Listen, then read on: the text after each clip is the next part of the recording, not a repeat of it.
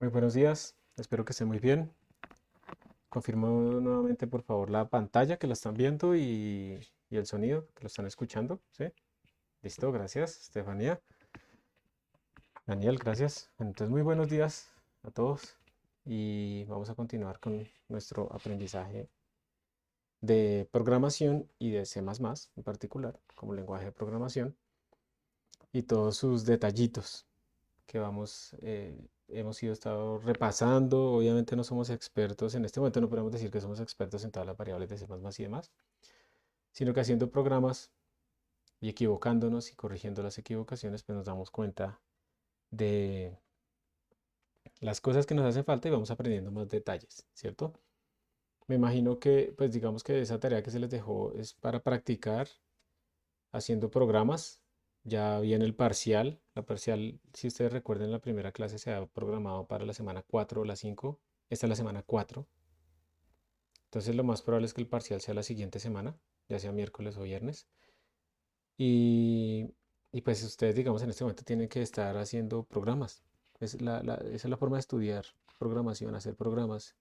Y probablemente se han dado cuenta que a veces, no sé, pero levante la mano o digamos, sí, levante la mano a quien le ha pasado que se ha gastado un montón de tiempo corrigiendo algo que era una bobada al final.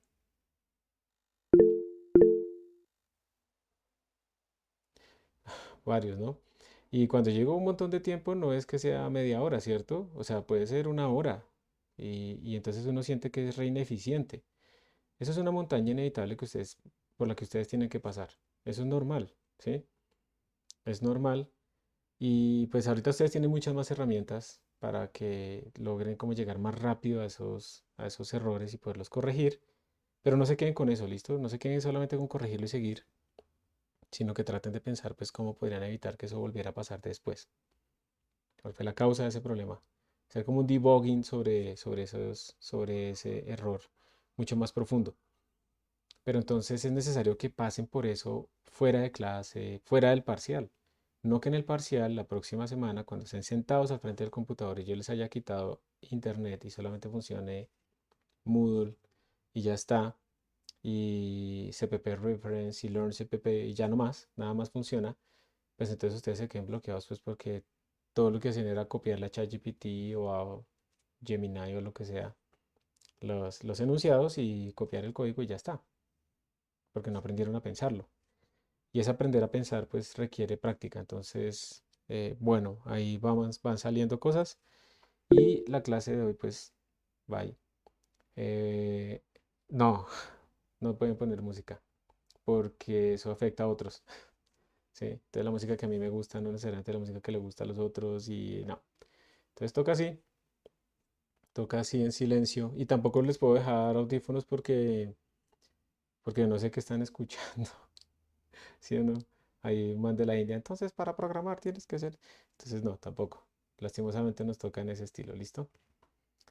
Y hoy lo que vamos a hacer es más repaso, ejercicio y todo orientado también a que podamos entender por qué lo de la aclaración y la implementación de los códigos, separarlos y darnos cuenta que, por ejemplo, muchos de los códigos que yo les voy a pedir a ustedes ya en el examen no van a tener que tener ni siquiera la función main. La función main es auxiliar. Es la más importante, pero cuando yo estoy verificando que ustedes hagan una función bien que resuelva cierto problema, yo voy a probar es entrada y salida de esa función, más o menos como lo que se les ponía en el ejercicio de la tarea, en donde les decía, mire, si le mandan estos argumentos, tiene que retornar estas otras cosas, eh, y así es que se van a probar, y ustedes pues deben cumplir eso más otros test que son escondidos. Entonces tienen que concentrarse en hacer la función bien. Entonces las funciones son la clave de la programación ordenada realmente, de la programación fácil, ¿sí? De la programación que yo puedo extender, que puedo entender. Siempre tratemos de pensar en nuestros programas de una manera tal que lo escribimos como en oraciones, acciones sobre qué, y luego esas acciones se van volviendo funciones y recordemos que función puede llamar a otra función y puede llamar a otra función y no importa, ¿sí? Cuando yo voy a arreglar la casa, eso implica que tengo que lavar la loza. Arreglar la casa es una función grande, pero que va a llamar a la función lavar loza, limpiar mesones, limpiar cocina, lavar baños. Y el lavar baños tengo que hacerlo en un for porque son dos baños. Entonces están, o tender camas, entonces tengo que tender tres camas, eso es un for. Pero si ven que son for, o while o if, llamando funciones, ¿sí? Entonces las funciones, digamos que son nuestros verbos, nuestras acciones, principalmente cuando las vamos a repetir, las vamos a reusar en otras cosas, las volvemos funciones a esas acciones. Y esas funciones pues tienen argumentos y van a comportarse, van a aplicar las mismas instrucciones dependiendo de sus argumentos. Entonces, realmente cuando uno tiene una función en el programa, uno debe primero pensar, digamos, digamos como en este marco para las funciones. Uno tiene como una condición inicial, o más bien unas precondiciones para que la función funcione. Digamos que si vamos a sacar la raíz cuadrada de un número, si nuestra función saca la raíz cuadrada o usa la raíz cuadrada de un número, se supone entonces que ese número tiene que ser positivo. Y entonces ahí vienen como cosas. Venga, listo, yo supongo eso, pero yo no me estoy asegurando de eso. Entonces uno podría decir, if x es negativo, entonces imprima un mensaje y sálgase, porque no se puede hacer el resto de cosas. Eso se llama programación defensiva. Y siempre es útil pensar en ese rango de dominio, de dominio de funcionalidad que tiene nuestra función. Siempre es útil pensar esta función, digamos, cuando no funciona, cuando no le sirve. También hay que mirar, por ejemplo, los efectos de nuestra función. Por ejemplo, si nuestra función imprime un archivo, eso no lo hemos visto, pero puede ser que imprime la pantalla o modifica algo en la pantalla o algo así. Entonces, pues también tenemos que tenerlo en cuenta si queremos que eso pase o no queremos que eso pase. ¿Qué tanto imprime? Normalmente cuando estamos haciendo una función por primera vez, un programa, pues tenemos que como que, ¿qué pasa? Que tenemos como muchos errores, entonces empezamos a rastrear, empezamos a imprimir paso a paso, pero después tenemos que quitar eso, ¿cierto? Entonces esas son las cosas que debemos como pensar. Por ejemplo, la postcondition, la condición, digamos, después de la ejecución de nuestra función, pues tiene que ver con si hubo algún tipo de, de- de cambios colaterales que hubo o también si estamos retornando cosas, ¿sí? Entonces yo estoy retornando el seno de x. Entonces ese retorno tiene que estar entre -1 y 1, que esa es la definición de seno de x en su rango, perdón. Entonces tenemos que tener en cuenta eso también por si eso tiene sentido o no, por si otra función va a utilizar a esta. Entonces las postconditions de mi función actual se vuelven las preconditions de la función que la llama. Entonces todo eso tiene que ser razonable entre ellas. Y hay otras cosas como por ejemplo invariantes, o sea, cuando yo le mando aquí valores a mi función, ¿qué cosas no cambian? Se mantienen invariantes. Eso poco a poco uno va viendo que es importante tenerlo en cuenta, ¿sí? En su programación. Y los mismos ejercicios pues le van dando nos van dando a nosotros como esa práctica de poder ver todas estas condiciones por cada función que hacemos. Hay muchas funciones en el estándar. El estándar de C++ quiere decir las reglas del lenguaje, pero además lo que trae el lenguaje para que nosotros podamos usar simplemente haciendo un include y llamando unas funciones. No tenemos que instalar absolutamente nada más. Por eso, lo ideal es que ustedes en este momento todos sus programas utilicen todo lo que viene en la librería estándar. Estos son ejemplos de lo que viene en la librería estándar. Que utilicen todo esto porque eso quiere decir que no hay que instalar cosas extras. ¿Listo? Que no hay que instalar nada extra, que básicamente lo que tenemos nosotros está bien. Y les voy a mostrar, por ejemplo, pues que viene en cada uno de estos encabezados. En CMAT, ¿ustedes qué creen que viene?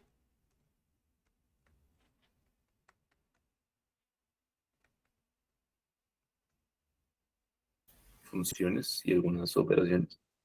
Ujú, vienen unas funciones, sí, y unas operaciones matemáticas que podemos utilizar. Espérense que se me abrió esto. Acá. Entonces, es importante que ustedes se familiaricen con la librería estándar del lenguaje que están utilizando, ¿sí? Cuando esto se utilizaba desde C, era que aparecía mat.h, pero ahora en C++ se llama así para que esté dentro del espacio de nombres estándar y demás. Por favor, si ven tutoriales que utilizan mat.h, pues no les hagan caso, ¿sí? No les hagan caso a esos tutoriales. en eso de math.h. Es cmath, el encabezado moderno. Y esto pues tiene muchas funciones, miren, tiene el valor absoluto, el módulo. Mire que este módulo, yo no sé si ustedes han visto, pero pues, este módulo es un módulo que puede ser útil porque es un módulo pero con números flotantes. Nosotros habíamos visto anteriormente el módulo, lo utilizábamos, digamos, cuando yo escribía, a ver, 5 módulo 3. ¿Esto cuánto daba?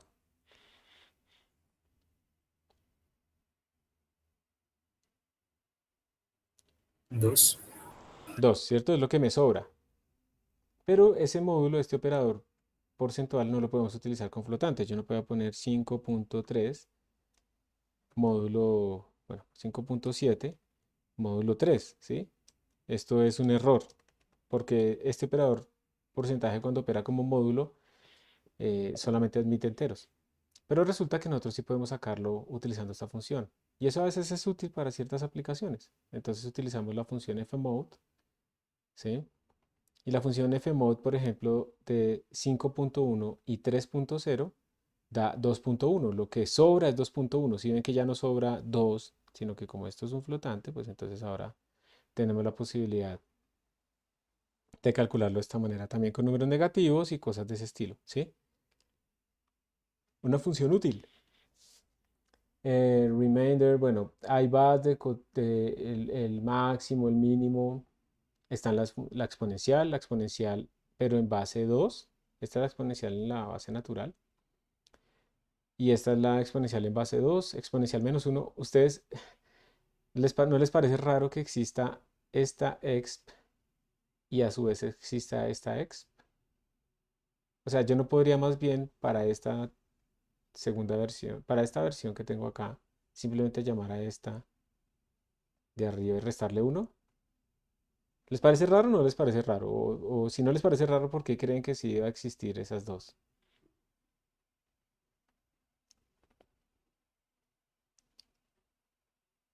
Que es lo mismo que sucede con este, miren, logaritmo de x,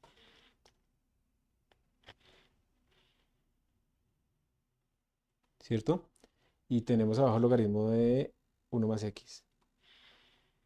¿Por qué será eso?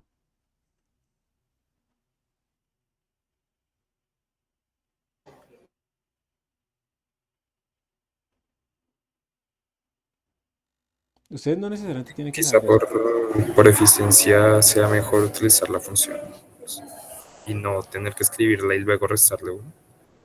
O el Puede programa ser. se puede confundir o algo por eso. Bueno, uno es el que se confunde, pero sí, puede haber una parte de eficiencia, pero aquí es más parte de eficiencia, pero en términos numéricos. Resulta que cuando x, por ejemplo, aquí es muy cercano a cero, e a la cero tiende a uno, ¿cierto?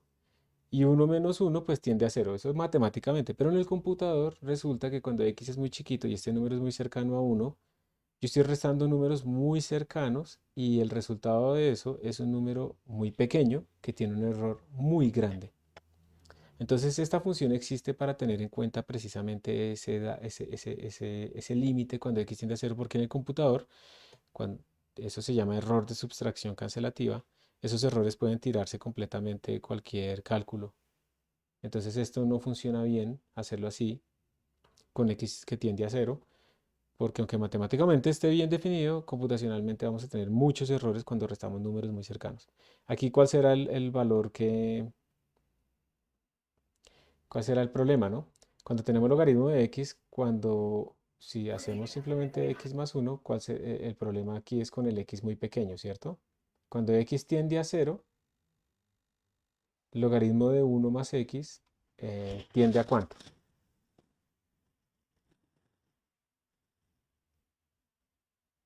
A menos Cero. infinito.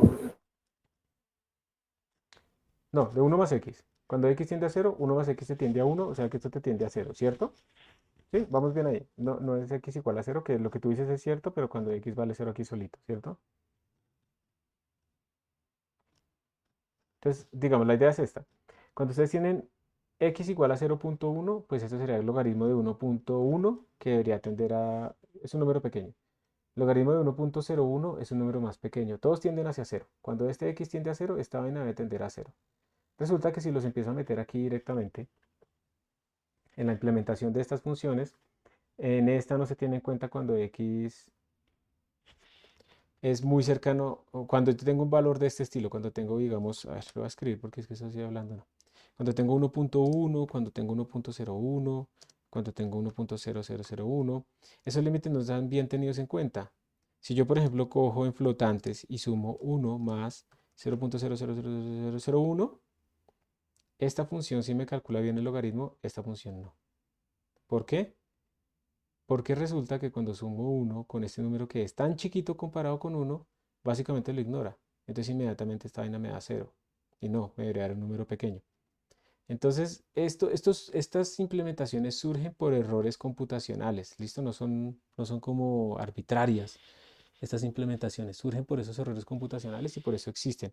Y es bueno que ustedes sepan que existen para que aunque matemáticamente esto menos uno sea lo mismo que esto menos uno, computacionalmente no son iguales. Entonces, para que lo tengan en cuenta, básicamente. Está el logaritmo en base 2. Está la función POW, que ustedes la debieron haber usado. SQRT, que es raíz cuadrada. CBRT, que es cube root, es la raíz cúbica. Esto de hipotenusa, también existe para sacar la hipotenusa. Esto obviamente uno podría hacer SQRT, estaba en el cuadrado, está en el cuadrado. Lo que sucede es que a veces los números son tan grandes que el número al cuadrado más el número al cuadrado genera un infinito. Y luego le saco la raíz cuadrada y ya se dañó todo. Pero de pronto es porque yo los elevé al cuadrado y luego calculé y ellos internamente hacen otros trucos para no tener que necesariamente elevar al cuadrado, sino que, bueno, se hacen unos trucos numéricos para no sacar el overflow tan rápido, no sacar ese error del infinito. Entonces por eso es que existe la función. Está el seno, el coseno. ¿Ustedes cómo creen que se implementa el seno o el coseno en un computador? El computador solamente sabe multiplicar x y sumar x por Taylor, números y eso. ¿Cómo? Taylor.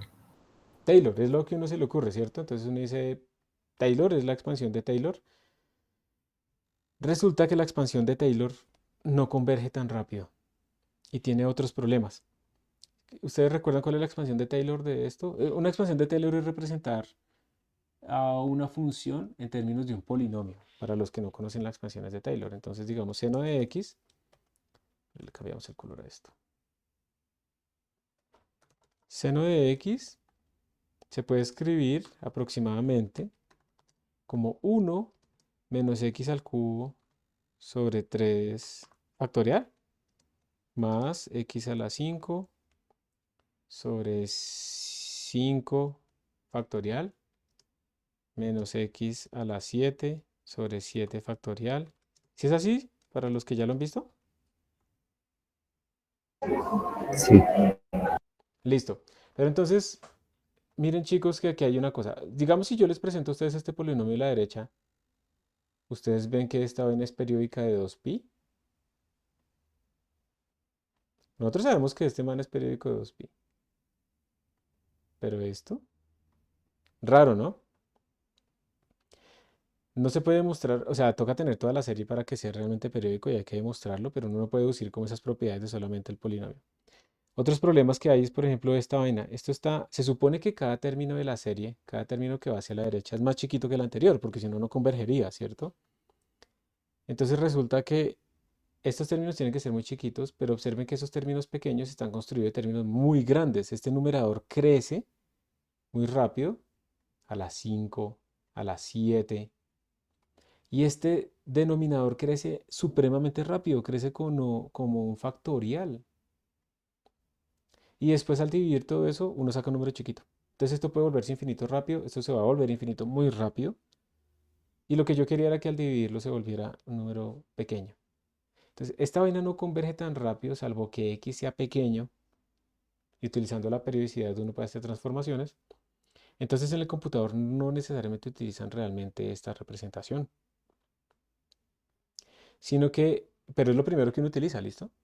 Y uno puede estudiar cómo es la convergencia, esos son los típicos ejercicios que les pongo, cómo es la convergencia de este polinomio en función del número de términos y cosas así, pero siempre con los problemas de estabilidad numérica que hay acá, de estas cosas que pueden irse a infinito. Entonces, ¿saben qué se utiliza para aproximarlos? Se utilizan polinomios de Padé y otros trucos. Los polinomios de Padé básicamente son como tener un polinomio arriba y un polinomio abajo. Creo que el de abajo es uno más algo, más otro polinomio. Sí, siempre se asegura que hay un uno ahí. Y lo que se escoge en el polinomio de Padé es cuál es el grado de este polinomio y cuál es el grado de este polinomio. Y dependiendo del grado de esos polinomios, uno puede tener una mejor, pero muchísimo mejor convergencia en el computador. Y eso es lo que hacen estos computadores porque lo que se necesita es que se calcule rápido ese seno. O se utilizan tablas también, pero entonces vengan a ver sin Padé representation, a ver si aparece así de una. A ver, Padé approximant, how to approximate, no sé qué. Vamos a ver si aquí está. Él es Henry Padé. Como pueden ver, lo que se hace es representar a la función que yo quiero en términos de dos polinomios, uno arriba de grado m, uno abajo de grado n, que siempre tiene un 1. Y uno lo que hace es que esta función que yo quiero representar coincida en un punto dado, normalmente en cero, en todos sus órdenes de derivadas con esta aproximación que yo estoy haciendo hasta el grado de m más n. Entonces coinciden en todo ese lado. Y vamos a ver si por aquí me aparece el seno. Entonces miren, este es el polinomio que se utiliza para aproximar el seno. Y esta aproximación, vamos a ver esa referencia, esta aproximación del seno converge mucho mejor, mucho más rápido, son menos términos. Miren que aquí con certeza solamente tengo que llegar hasta calcular estos 3, 4, 5, 6 términos y converge muchísimo más rápido que la expansión de Taylor y en un rango mucho más grande. Miren la exponencial. La exponencial también tiene su serie de Taylor que converge absolutamente para todos los rangos, pero no funciona muy bien en el computador. Para la exponencial se utiliza esta representación. Para el logaritmo de uno más x. Miren que eso tiene una ventaja chévere. Por ejemplo, aquí ustedes ya lo pueden ver. Habíamos dicho que el problema del logaritmo de uno más x es cuando x es chiquito. Yo quiero que eso me dé valores chiquitos, no que me dé cero. Cuando x es muy pequeño, en estas series, pues si x es muy pequeño, pues este man se va, porque esto es pequeño, x al cuadrado es pequeño. Esto se va, porque uno comparado con ese x, pues uno es más grande. Esto se va porque x al cuadrado, al ser pequeño, es más chiquito que x. ¿Y qué nos dio esta vaina? Pues que cuando x es muy chiquito, logaritmo de x básicamente x. Cuando x es muy chiquito, el logaritmo de uno más x es el mismo número. Y ya no tenemos ese problema de que estoy sumando uno más x y se me va a perder y no sé qué. ¿Sí? Y aquí si ustedes ven los límites también, van a ver que los límites asintóticos de todas estas cosas funcionan bastante bien. Entonces observen que ahí están las representaciones de Padé de muchos de estos sistemas. Y ¿dónde está? Bueno, aquí está lo mismo. Esta es la representación de Padé, esto es lo mismo. ¿Qué se me hizo? La referencia.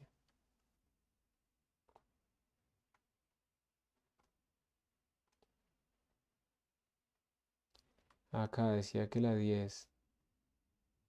Creo que aquí hay una aproximación visual para que lo vean.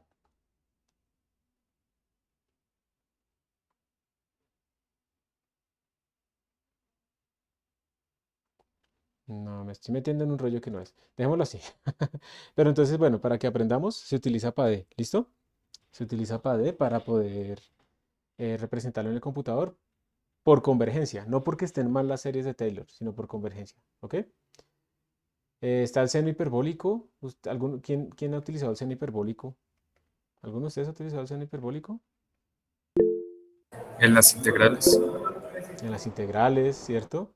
Jason le pone dedo abajo. En Santiago le, ecuaciones, Jason ecuaciones le pone diferenciales. ecuaciones diferenciales. Jason le pone dedo abajo porque no le gustan los senos hiperbólicos o porque no los ha usado.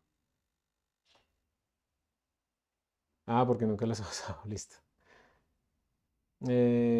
Entonces, bueno, aquí están también para calcularlos. Y de nuevo, o sea, esto no es simplemente porque están ahí, sino porque tienen en cuenta casos especiales de divergencias y cosas de ese estilo, ¿sí? Los senos hiperbólicos y los cosenos hiperbólicos tienen exponenciales por ahí metidas. Entonces, eso tiene que ser bien manejado. La función de error, la función gamma, que para ¿Para los qué? Para los enteros es la función factorial. Tenemos también para aproximar, el ceil, el floor, para truncar, para redondear, para la izquierda y para la derecha, ¿sí? De escalamientos, bueno, copiar signos, bueno, esas son cosas más de manejo de los flotantes. Tenemos también funciones matemáticas especiales en el estándar C++17.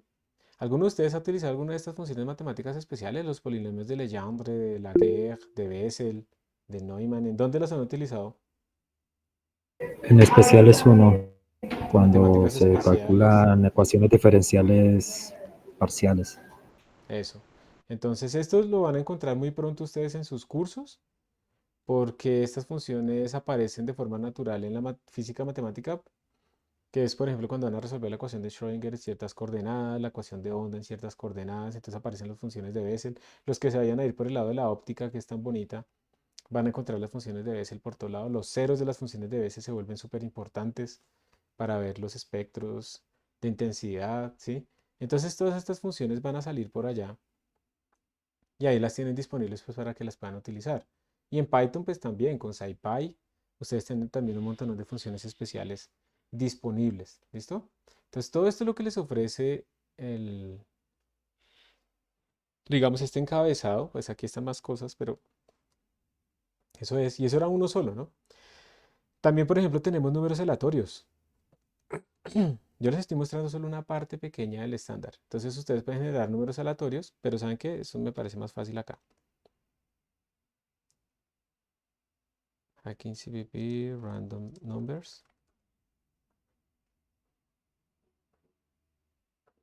Entonces ustedes en C++ también pueden utilizar diferentes, se les llaman motores de generación de números aleatorios y pueden tener diferentes, digamos, pueden tener de Bernoulli, distribuciones de Bernoulli que son verdaderas o falsas con ciertas probabilidades complementarias. La distribución normal, distribuciones discretas de enteros, también tienen, yo quiero buscarla, acá están, miren, esta es la tabla, están las distribuciones uniformes discretas o continuas. Esto es para enteros, esto es para las que van por pedacitos. Esto es Bernoulli, binomiales, geométricas, las normales, log normal, chi cuadrado, bueno, la t-student, de Poisson, la exponencial, gamma, la Weibull, bueno, un montón. Entonces, también se pueden generar números aleatorios. ¿Ustedes dónde creen que serían importantes utilizar números aleatorios en la computación o en la programación? ¿En qué casos?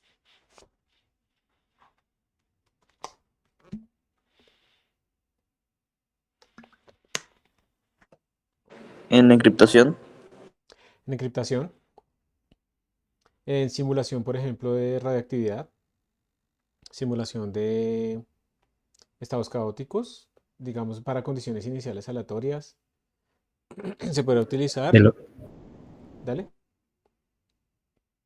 Velocidades de Maxwell también alcanzaría. por ejemplo, para, si yo quiero simular un gas, ¿qué velocidad le pongo a las partículas al inicio? No, no tengo ni idea, ¿no? Pero lo que yo sí sé es que, por ejemplo, ellas deben ser compatibles con el teorema de equipartición, o sea, las velocidades que tienen que ver como con la energía cinética deben cumplir cierta restricción. Entonces lo que yo puedo decir es, listo, la velocidad va a ser de este valor para todo el mundo, pero las direcciones van a ser completamente aleatorias. Se utiliza también para calcular integrales, se utiliza para, por ejemplo, si ustedes van a simular Transmilenio, la frecuencia de rutas o cosas de ese estilo. Ustedes saben que hay un flujo grandísimo a cierto momento, va aumentando, se abre Transmilenio, empieza a crecer, a crecer, a crecer, luego disminuye. Entonces el flujo en Transmilenio de pasajeros puede ser una función que empieza así en cero, luego sube, ay, no, pero este color no sé. Empieza así, luego sube, luego baja, luego vuelve a subir y luego empieza a bajar y cerrar un Transmilenio, ¿cierto? Entonces si yo quiero simular el flujo de pasajeros para ver cómo organizar mejor las rutas, pues yo tengo que meter pasajeros de esta manera con esta distribución aleatoria. Entonces yo tengo que generar números aleatorios con esta distribución, porque no es que siempre a la misma hora, todos los días, entre la misma persona en el mismo sitio, de la misma manera, a la misma velocidad y todo eso. No, eso fluctúa, pero precisamente eso genera una distribución de probabilidad y yo debo generar muestras a partir de esa distribución. Se utilizan para calcular volúmenes de cuerpos muy irregulares, para hacer integrales y multidimensionales. Los números aleatorios son supremamente importantes. Estos también se pueden calcular, ¿sí? Con la librería estándar. También tenemos, por ejemplo, números complejos. También tenemos Balarray, que son como, piensen lo que podría simular vectores matemáticos. Una de las definiciones, una de las propiedades de los vectores matemáticos que se emulan en los Balarray es que cuando ustedes suman vectores uno con el otro, se suman por componentes. Eso mismo pasa con los Balarray. Y eso pues, puede ser útil en un momento dado. Y hay un montón de algoritmos numéricos también, pues que no vamos a entrar allá en el detalle. Entonces, pues digamos que hay muchas funciones, no hay una función factorial, esa la tenemos que escribir, no hay una función isPrime, esa la tenemos que escribir, porque pues no tiene sentido tratar de estandarizar todas las funciones posibles que existan. Bueno, y la idea de hoy entonces es que empecemos a hacer más programas de ejemplo para empezar a resolver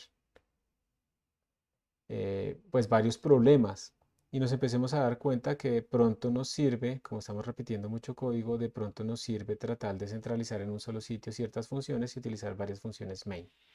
Entonces digamos que aquí empieza esto con crear un programa que reciba un entero y retorne si es primo o no es primo, ¿sí?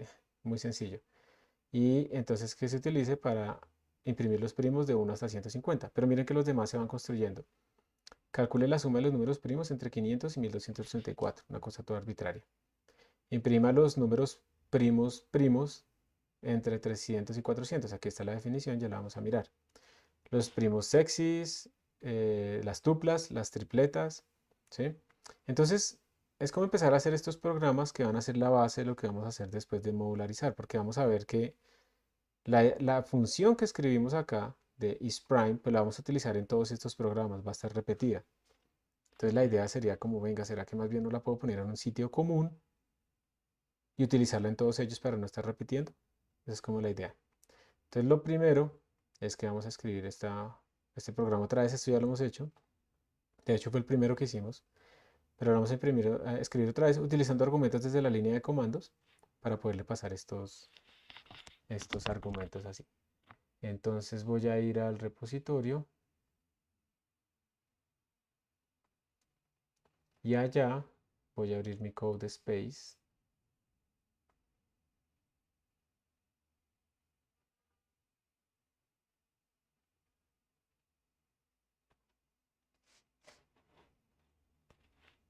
Voy a cerrar estas cosas.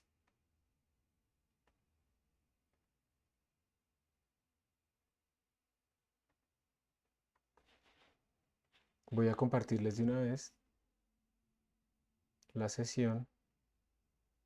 A ver si me deja compartirla.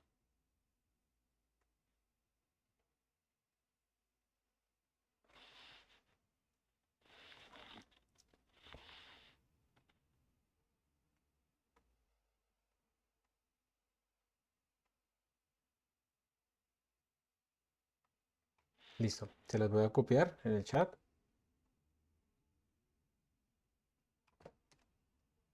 Ahí está. Y yo voy a entrar aquí a los archivitos. Entonces estamos en donde en intro. Vamos a crear una nueva carpeta para los códigos de hoy.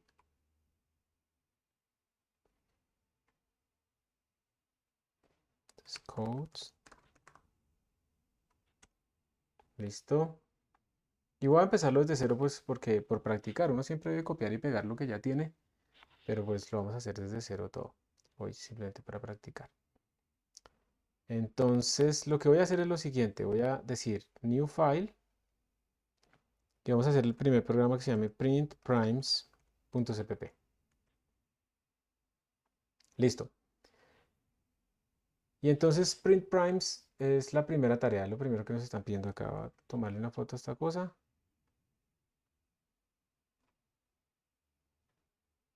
Está muy grande.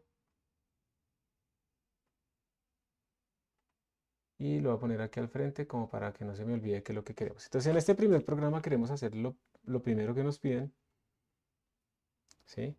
Que es crear una función que reciba un entero, un integer, está mal, no es integer. Y retorne true si es un primo, cero si no. Entonces, pongamos aquí el objetivo, programa que imprime los números primos entre nmin y nmax. Entonces, ¿qué es lo que yo necesitaría? ¿Sí? Lo que yo necesitaría, digamos, si estoy en la función main, int main, le voy a poner void por ahora, pero ahorita tenemos que cambiarlo. Lo que yo necesitaría en la función main sería leer los límites desde la línea de comando y luego barrer sobre esos límites. Barrer quiere decir recorrerlos. Para cada número verificar si es o no primo. Si es primo, imprimirlo. ¿Ok? Entonces, barrer, esto implica que yo necesito un for. Para cada número verificar si es un primo o no, eso implica que necesito la función isPrime. ¿Listo? Y esto, si es primo, entonces pues es un if, ¿sí o no? Entonces ahí ya va saliendo como lo que necesitamos hacer. Entonces, yo voy a tener acá un int nmin inicializado en 0, nmax inicializado en 0, y aquí los voy a leer de la línea de comandos. Voy a necesitar la función isPrime. Entonces vamos a ponerle aquí, esto retorna un booleano, si es primo o no es primo, isPrime. La hemos hecho muchas veces. Esta es la declaración, y aquí va a estar la implementación. ¿Listo? Y ya. De resto nos tocará cómo escribir el código esto. Entonces, primera pregunta. ¿Cómo hago esta primera parte de leer los límites de la línea de comandos? O sea, el argv y el argc. ¿Cuál es el primer cambio que yo debería hacer? Cambiar el argumento de la función main. En vez de void, colocar lo Ah, que acabo de mencionar. excelente. Si yo le pongo void, nunca voy a leer esos argumentos. Entonces, int argc char argv. Para poder guardar precisamente los argumentos en un arreglo automáticamente y poderlos procesar. Listo. Ahora, ¿qué hago? Escribo aquí nmin igual, ¿y qué pongo?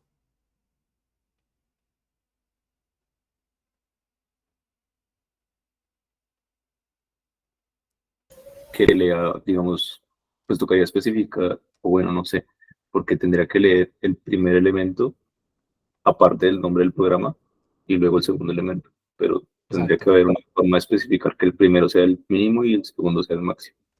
exacto, muy bien. O sea, básicamente lo vamos a ejecutar de esta manera. ¿Listo? Y al ejecutarlo de esta manera, pues este es el que tiene el índice 0, este es el primero, y este es el que tiene índice 1. Entonces tendríamos que escribir argv de 1. ¿Eso está bien o está mal?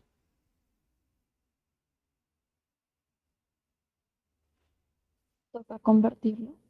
Toca convertirlo porque esto es una cadena, pero este man es un entero. Entonces nos toca hacerle un casting o nos toca convertirlo, transformarlo. ¿Cómo le pongo? ¿Le pongo así?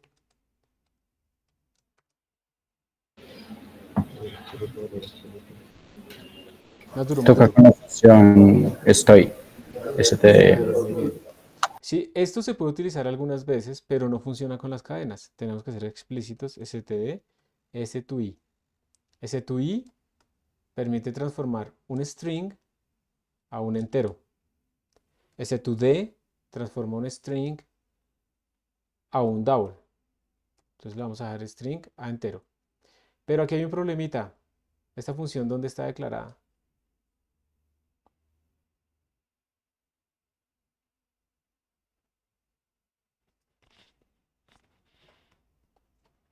Toca poner include string. Ajá, muy bien. Tenemos que incluir el encabezado que nos permite usarla. Entonces, include string. ¿Listo? Y con este include string ya podemos utilizar esta funcióncita. Vamos a copiar y pegar nmax. Y aquí le ponemos argv2. Recuerden, el índice 0 es para el primer elemento, que es el nombre del programa. El índice 1, pues para el segundo elemento, que es este argumento, y el índice 2 para el otro argumento. Entonces ya tenemos los límites desde la línea de comandos. Bien. Ahora sería barrer sobre esos límites. Creo que hay una preguntita, me pareció. No la viste, espera. Profe, ¿qué es lo que significa std estoy? Eso es una función de la librería estándar que convierte una cadena en un entero. Gracias. De nada. Eh, la pregunta de Elena es, no me queda muy claro cómo hacer un programa si el inMain es que casi siempre mandamos los resultados de las funciones inMain para imprimir el resultado. Eso es lo que vamos a ver más adelante, tranquila. O sea, no es un programa. Si yo quiero evaluar tu función, solo te pido la función. Si quiero evaluar el programa, te pido el programa completo con la función main. Simplemente es eso. Sí, Nicole. O sea, todavía no hemos hecho eso, entonces tranquilas. Por ahora estamos haciendo programas completos. Pero si les digo, escribe una función que calcule si un número es primo o no es primo, pues solo me mandan la función que hace eso, no el programa completo. Y ya, eso es todo. Entonces ya los convertimos, ya está bien. Y ahora luego vamos a empezar a hacer esta parte. Entonces dice barrer sobre los límites. Entonces vamos a hacer un for. Entonces for o un while, lo que ustedes quieran. Int n igual a nmin. Empezamos acá. Mientras n sea menor o igual que nmax, n más más.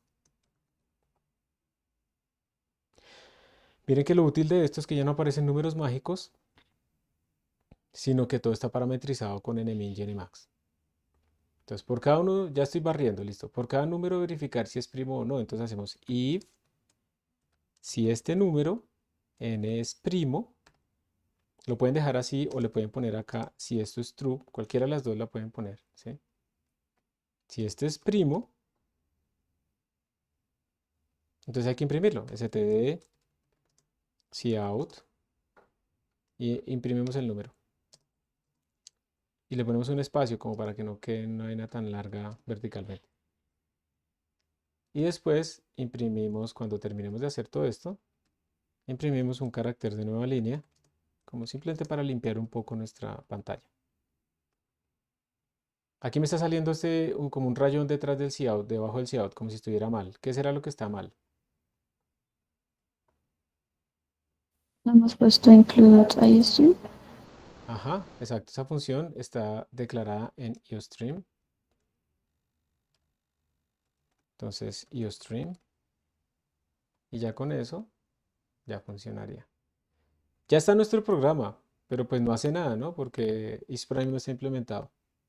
Pero ya está nuestro programa. Hablando primero en inglés, bueno, en español un poquito, pensando las estructuras, pues ya salió nuestro código relativamente fácil. Y ahora pues vamos a la función isPrime. Entonces la función isPrime lo único que verifica es si un número es primo o no es primo, ¿sí? Eso es lo que hace la función isPrime. Entonces, ayúdenme a implementarla, porfa. ¿Cómo hago? Yo lo que tengo que mirar es si tiene divisores o no, ¿cierto? Entonces lo que hacemos será for int. Y si le pongo n, este n que puse acá, ¿es este mismo n de acá? No, porque es local, entonces no va a reconocer la variable. Sí. Muy bien, o sea, están en diferentes alcances. ¿Se acuerdan de los corchetes? Entonces no es el mismo. Por int n, ahora no se tiene que llamar, es igual a este, ¿no? Igual 2, mientras n por n sea menor o igual que m. ¿Para qué creen que dice esto?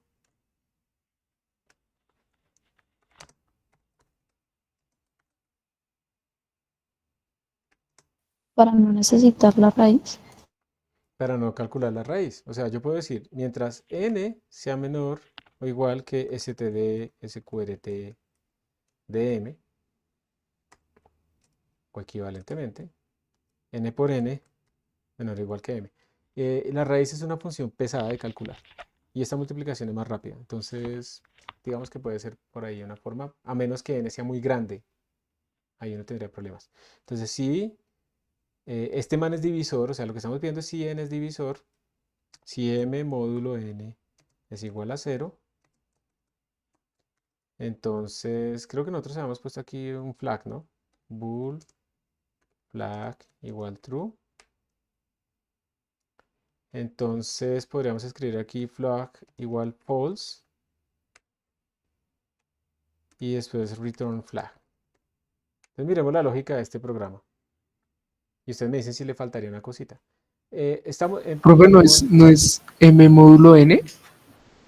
Sí, señor, tiene toda la razón, m módulo n. Entonces estamos diciendo, asumamos por defecto que el man es primo. Yo empiezo a recorrer a buscarle divisores. Si le encuentro un divisor, pues ya no es primo. Y ya.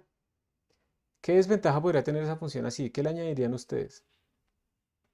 ¿La dejan así o qué? Así está bien, pero se va a El demorar. break después del flag igual false. Un break. ¿Y por qué un break? Para que no siga haciendo el resto, o sea, que ahí se detenga y ya siga lo siguiente. Muy bien, o sea, básicamente es, si yo ya le encontré al menos un divisor, pues ya no es primo, de nada me sirve seguirle buscando divisores. Ya le encontré al menos uno. Entonces de una vez hago un break. Un break, recuerden que el break lo saca del loop más inmediato donde esté metido. Entonces con eso es un poquito más rápido. Y ya, entonces esta es nuestra función. eh, y creo que ya terminamos. Entonces vamos a compilarlo. Se llama print primes, pero el tab no me lo completa por alguna razón que ustedes ya deben saber. Me dice que no lo encuentra. ¿Qué pasó? ¿En qué me estoy equivocando? Toca cambiar el directorio. La carpeta. Ajá. Entonces tengo que entrar a 01, no sé qué. Y ahí entro a codes y la carpeta del día de hoy.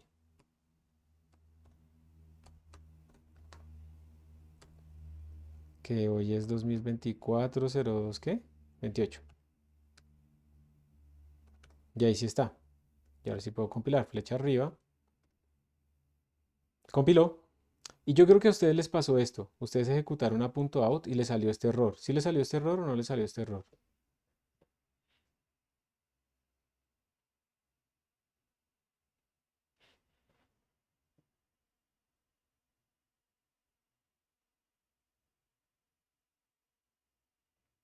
¿Nunca les salieron errores así de este estilo? Sí, ¿Y por qué? Sí, profe, a mí sí. ¿Y cómo lo resolviste? porque toca poner el argumento. Exacto.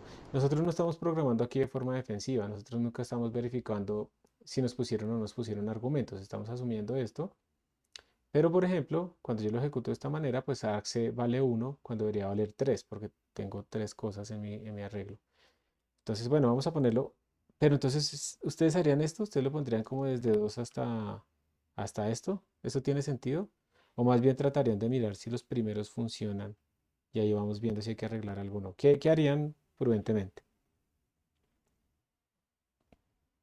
Tratar con casos que sean verificables fuera de código. Verificables, ajá, exacto, que conozcamos la solución, ¿cierto? Entonces, por ejemplo, acá, de 2 al 7, y él imprimió el 2357, pues eso pareciera que sí. Pongámosle del 2 al 10. 2357, ¿eso está bien? ¿El 9 es primo o no es primo? Al 11, al 14. Bueno, obviamente no podemos hacerlo todos los que quisiéramos, ¿cierto? Pero podemos empezar a variar acá también a ver. Y parece que sí está funcionando. Entonces, digamos del 100 al 1000. Y estos son la tabla del 100 al 1000. Y pues ahí tenemos entonces todos nuestros números primos. ¿Y será que sí? ¿Será que sí está bien?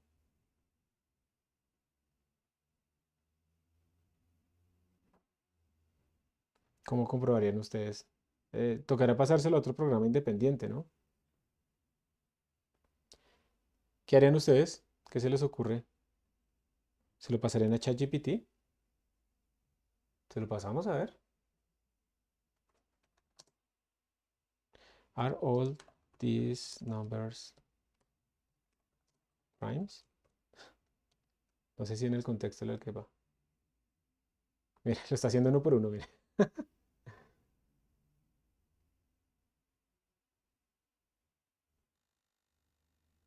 Pero ¿cómo sabemos que no está alucinando? ¿Ustedes confiarían 100% en lo que está haciendo este man?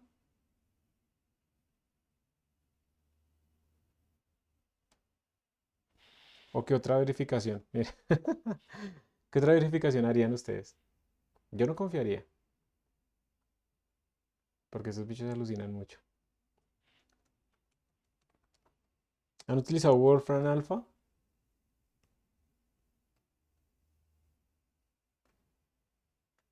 Sí, no. ¿Sí? Sí, lo he utilizado. Entonces, yo le podría pedir acá primes between tan and tan. Y me sale una lista, ¿no? Y podríamos como empezar a compararla una con la otra. Porque yo no sé si yo le puedo decir lo mismo. Are these numbers prime numbers? Nada, tengo máximo número de caracteres, entonces no se puede. Eh, Vamos a buscarle, a preguntarle a Gemini a ver.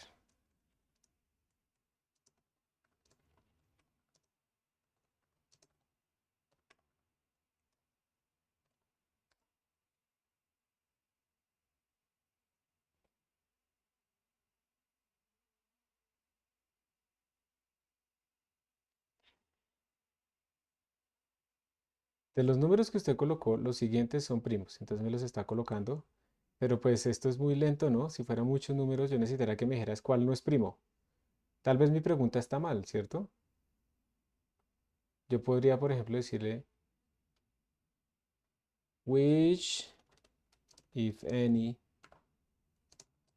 of the following numbers are not a prime number, ¿cierto? Y más bien para que busque ese caso, si existe al menos uno.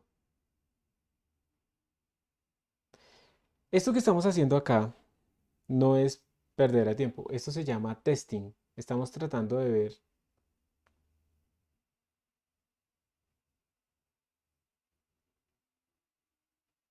¿Ustedes qué dirían? ¿Eso está bien? ¿Eso que está respondiendo?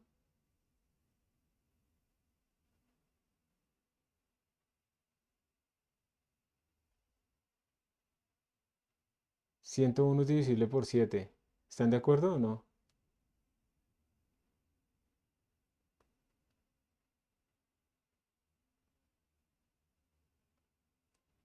No, profe. Eso está No, mal. Pues el mismo No, dice, es divisible por 7 y queda un remainder de 3, entonces no es divisible. Entonces me está diciendo que estos no son números primos. ¿Sí ven que estas vainas uno no puede confiar? Copiar y pegar y ya está. Se confundió el mismo.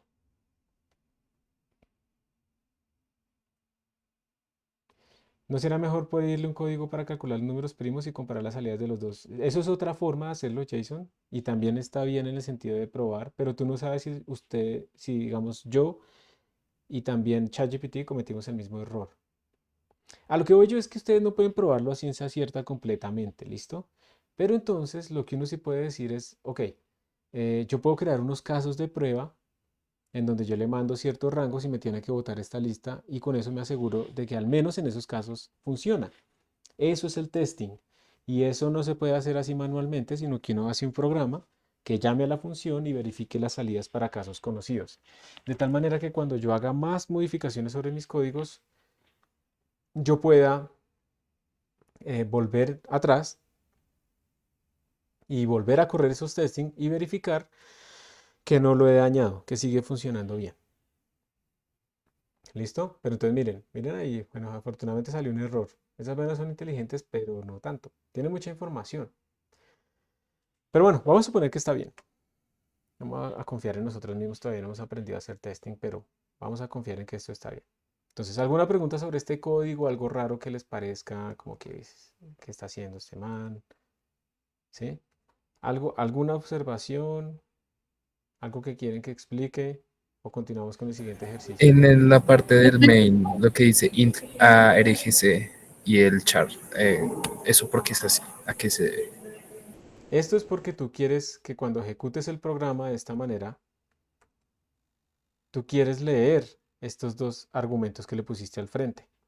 Entonces, digamos que esto era parte de lo que tenía que hacer en el workshop, era para entenderlo, pero voy a aprovechar para explicarlo de nuevo. Entonces, digamos, cuando yo lo ejecuto de esta manera, automáticamente tu programa va a generar el valor para esta variable argc, que en este caso, argc será igual a 3, porque tienes tres cosas. Tienes el nombre del programa, primer argumento y segundo argumento. Y en argv, eso es un arreglo que va a contener tres cosas. Va a tener primer argumento, que es a.out, que es el nombre del programa. Segundo argumento sería la cadena que contiene el 100. Y el tercer argumento es la cadena que contiene el 1000. ¿Listo? Entonces, si tú quieres acceder al nombre del programa, tú utilizas argv de 0, porque es el primer elemento, tiene índice 0. Está al inicio. Si quieres acceder al número 100, utilizarías argv1. Si quieres acceder al número 1000, argv2. 0, 1, 2. ¿Listo? Si tú no le pones eso, pues no hay ninguna manera en la que tú puedas leer estos números.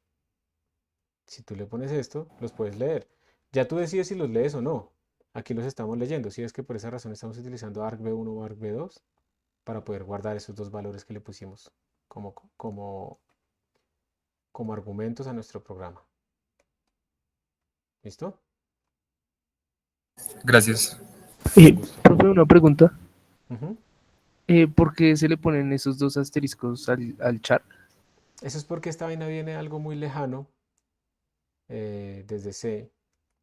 Y entonces digamos que cuando tienes, digamos, así como estamos escribiendo ahorita, argv es igual a esta lista.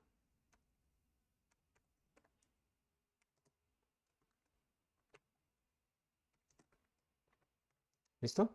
Así. Eso es lo que tenemos. ¿Listo? Entonces, si tú extraes a argv de 0, eso te va a extraer ./a.out. Pero resulta que esto también lo puedes ver como un arreglo, pero de caracteres. Entonces tú podrías, por ejemplo, decir argv de 0, eso te extrae esa cadena completa, y de ese arreglo voy a extraer el elemento de índice 2. El punto es el índice 0, el slash es el índice 1 y la A es el índice 2. Entonces esta vaina te va a extraer el carácter singular A. Entonces cuando tú tienes dos índices y estás utilizando memoria dinámica, se utiliza algo que se llaman los punteros. Entonces, como tienes dos índices, necesitas dos punteros. ¿De qué tipo? De tipo char. ¿Por qué? Porque es que cuando utilizas los dos índices te extrae un carácter. Por eso es char, asterisco, asterisco. Y se le pone el nombre genérico argv, pero puede tener cualquier nombre.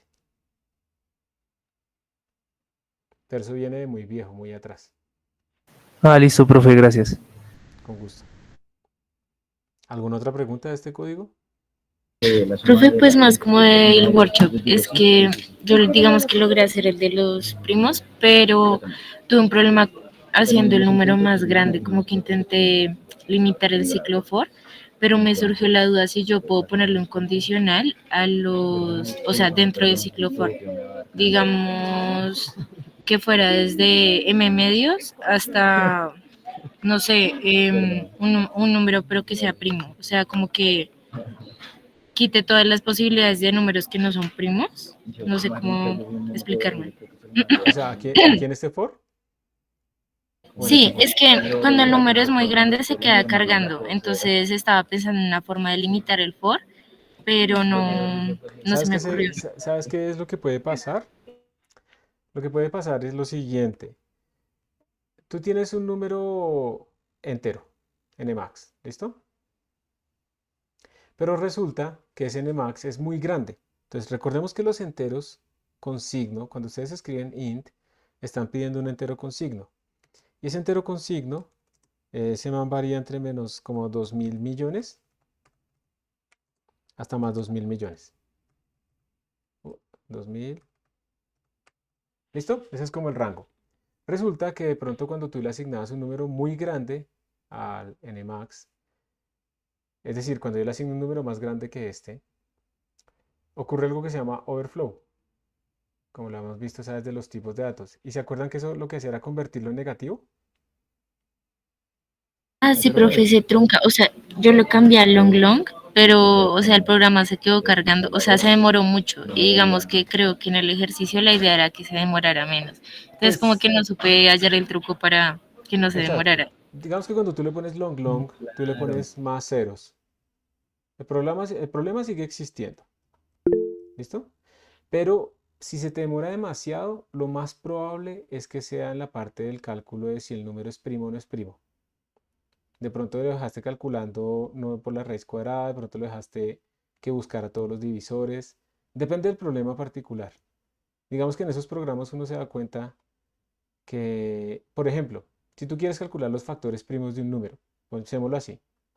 Si tú quieres calcular los factores primos de un número, ¿uno qué es lo que hace? Uno le empieza a buscar divisor y divisor y divisor y divisor.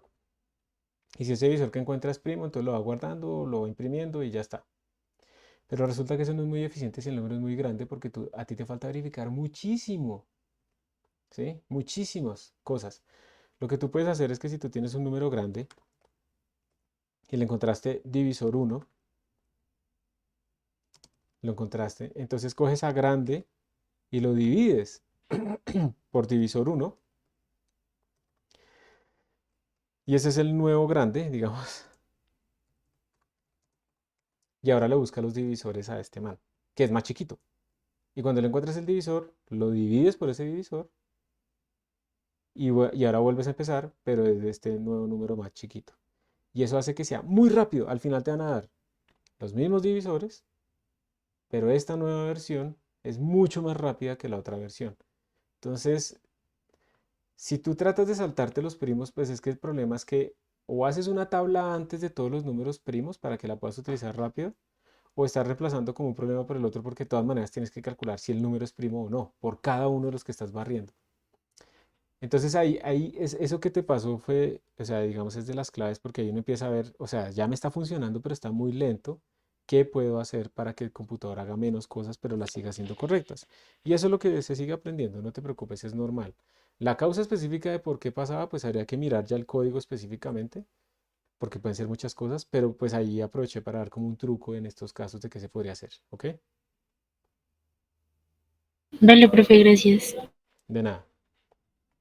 ¿Hay alguna otra pregunta?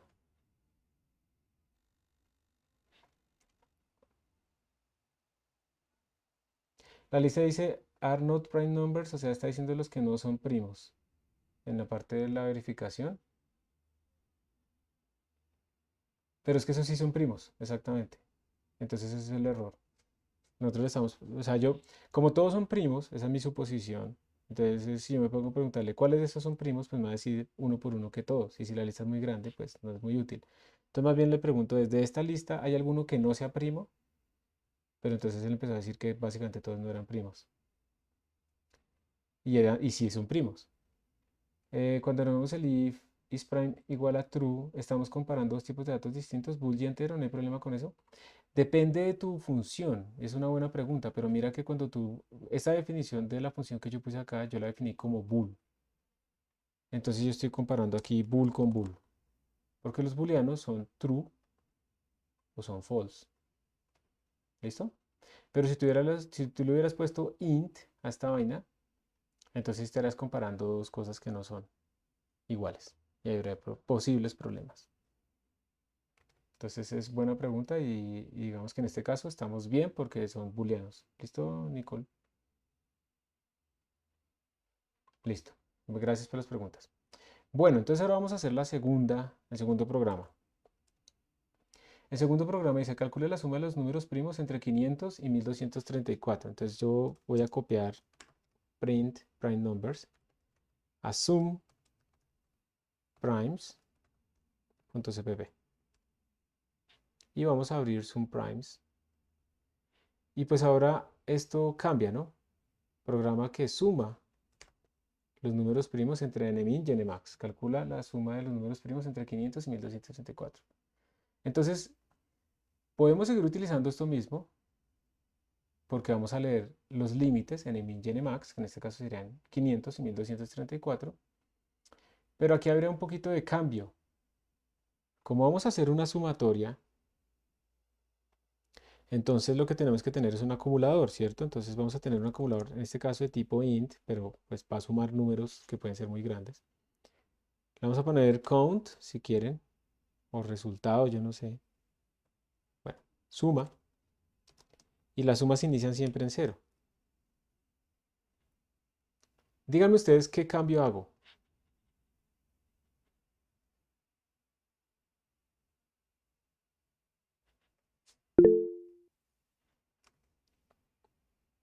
Dale, Jason.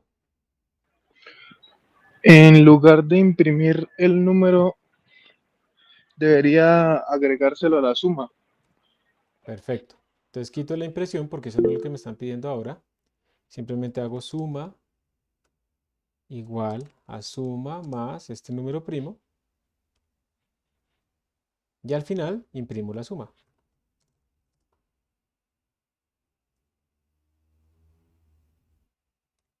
Y listo. Y estoy reutilizando la misma función isPrime.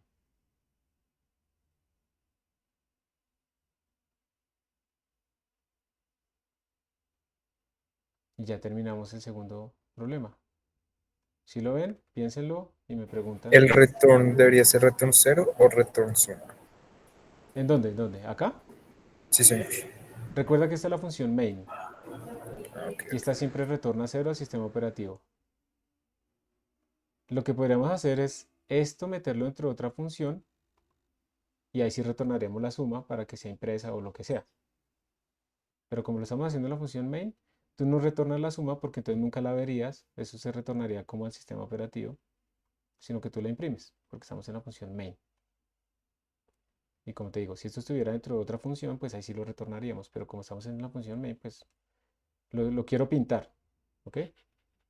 Recuerda que la función main el return tiene un significado especial. Es como el número de errores que ocurrieron en la ejecución. Y pues aquí no, la suma no tiene nada que ver con los errores. Entonces por eso, porque en la función main ese return es especial.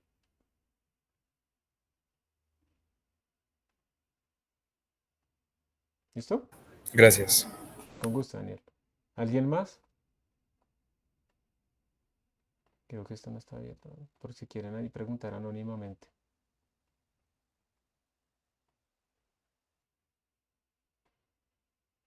Entonces vamos a ver si es verdad que ya funciona. C++, sum primes. Voy a sobreescribir el ejecutable. Voy a ejecutarlo. Te lo voy a decir que me sume los números primos entre 2 y 4. ¿Cuánto debería ser eso? Entre 2 y 4.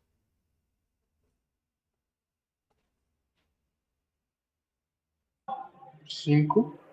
5, ¿cierto? 5. Y pues sí dio. Y este es más fácil. Ahora sí yo le puedo preguntar entre 100 y 1000. Entre 100 y 100 pues obviamente da 0. Entre 100 y 1000 y me da 75067. Y voy acá y le digo sum of prime numbers between 100 and 1000. Y me dice que es 75067, que es exactamente lo que obtuvimos acá. Entonces eso es una buena verificación, porque eso es una cosa completamente diferente a lo que nosotros pues estábamos haciendo, ¿cierto? Y podemos ser más agresivos. Entre esto y 10.000 da 5.735.336, todavía está dentro del rango del entero. Ejecutémoslo. 5735336, 5735336, vamos bien. Y ahora voy a darme garra. Voy a ponerle mucho. Bueno, creo que me di mucha garra. Y me dio un número negativo. Entonces esto es 23, 1, 2, 3, 10 millones. Y si le pregunto a este man, entre 100 y 10 millones, y da este número. ¿Qué pasó? ¿Cómo carajos me va a dar un número negativo? ¿Qué fue lo que pasó? ¿Ustedes qué creen? Se salió de la... 6 overflow. Exacto, me salí el rango, hizo overflow. Aquí claramente estoy por encima de los 2.000 millones. Observen, estamos hablando de 1, 2, 3, 4, 5, 6, 3 billones en español, billones, 203.324 millones, no sé qué, no sé qué, no sé qué. Entonces aquí nos salimos completamente del rango. El rango donde estábamos nosotros es por acá, en los enteros normales. Y la forma de corregirlo pues sería utilizando un tamaño de datos más grande, long, long, long. Pero pues también teniendo en cuenta que llega un momento en el que va a haber overflow inevitablemente, lo estamos posponiendo. ¿Listo? Entonces hay que tener cuidado porque aquí overflow y pues la suma, este número suma, se volvió súper grande y entonces se volvió chiquito y se le siguieron sumando cosas y quién sabe cuántas vueltas dio. Y se volvió a llegar hasta el otro lado, se volvió chiquito otra vez negativo, grande, siguió sumando, se volvió infinito, bueno, superó el límite máximo positivo, se volvió otra vez negativo, grande, se le siguió sumando y quién sabe cuántas veces dio esas vueltas. Entonces tengan en cuenta eso porque puede pasar con los rangos, en este caso pues por esto. Sigamos con el que sigue. Se llaman los Cousin Primes. Entonces voy a copiar suma de primos a Cousin Primes.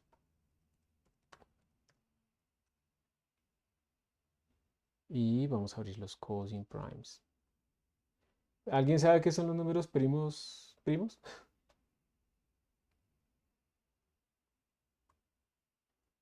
Si no, vamos a mirar aquí la definición. En teoría de números, los números primos son números primos que difieren por 4. Compare esto con los números primos gemelos, que son pares de números primos que difieren por 2. O los sexy primes, que son pares de números primos que difieren por 6. Los números primos menores a 1000 son estas tripletas. Entonces mire que son números primos que difieren por 4.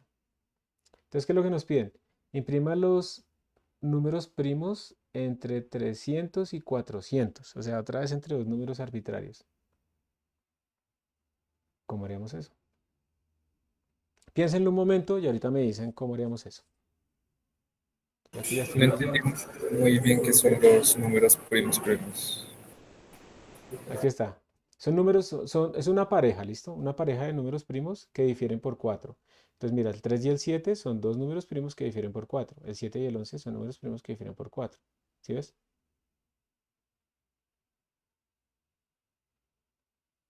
Gracias. Con gusto. Entonces, ¿cómo lo haríamos? Yo ya tengo aquí el rango que tengo que explorar. Adelante, dime frases si quieres para escribirlo.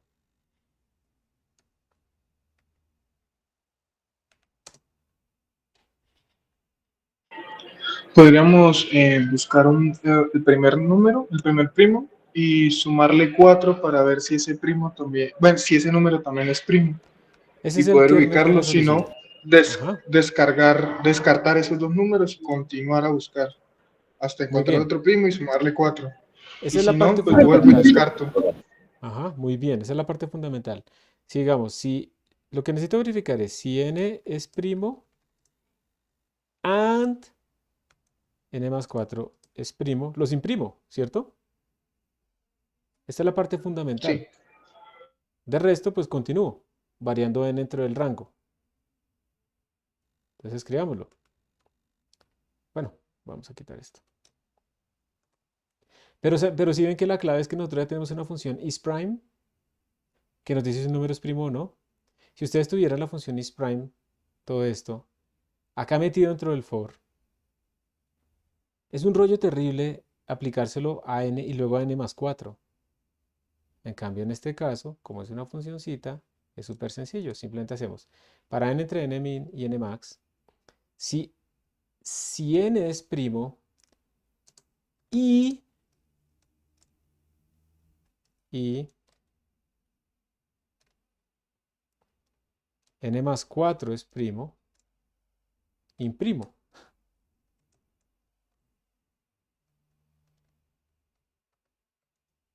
a los números primos que son primos entre ellos. Entonces vamos a imprimirlo así. Vamos a ponerlo como una tripleta así. Tin. Entonces le ponemos esto. Imprimimos a n. Luego una coma. Luego a n más 4. Y esto vamos a dejarlo otra vez como una separación así.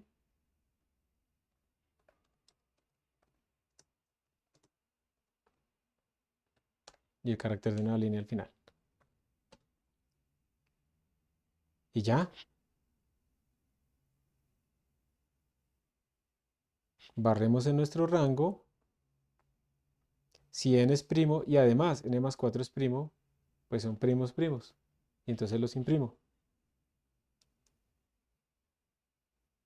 Aquí me faltaría ponerle un... esto. Vamos a ver si sí.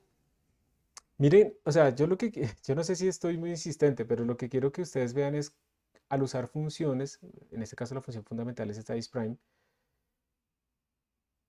cómo es de fácil que nosotros simplemente la utilicemos, la llamemos y nuestro código sea muchísimo más claro y muchísimo más sencillo, ¿sí? Entonces vamos a ver si sí funciona de verdad. Compilamos, ahí compiló, sobreescribió el ejecutable, lo corremos. Entonces vamos a hacerlo entre 2 y 10.